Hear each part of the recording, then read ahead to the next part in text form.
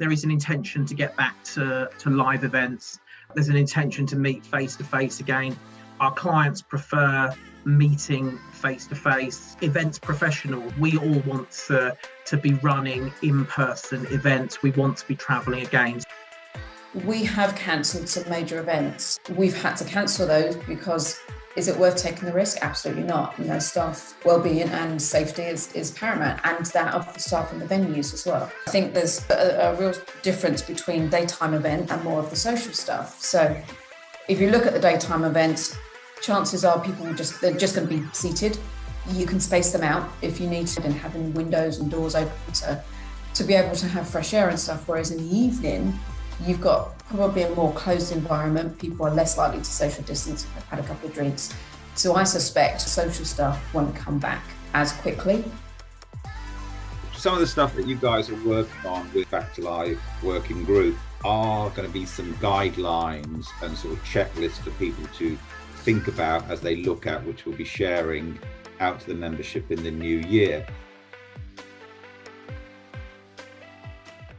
We formed this committee group 18 months ago. As many of you know, there were many news that had happened in 2020, and that basically prompted us to do something together as members of EMA.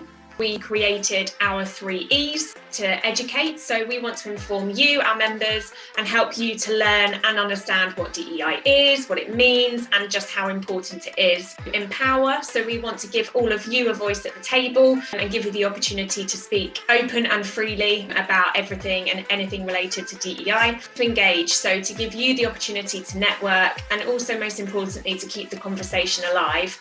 New year, new start, new templates, new best practices. The first open forum, we're aiming to have that in March. We will be communicating to our members to let you know when first of these resources will be available. I think the pandemic has been a good time for everyone to kind of pause and reflect. We started our work back in March to look at sustainability and start developing guidelines that can help our members to be a little bit more sustainable and offer some simple steps, easy to use, easy to understand, that can support our members in their efforts towards sustainability. We can really drive change as events. We can say to the suppliers, this is what we're looking for, and then they change as well. Companies are starting to point it out of the necessity of being more sustainable towards our events. We're working on checklists and guidelines, but it is really a starting point for something that is still going to evolve a lot.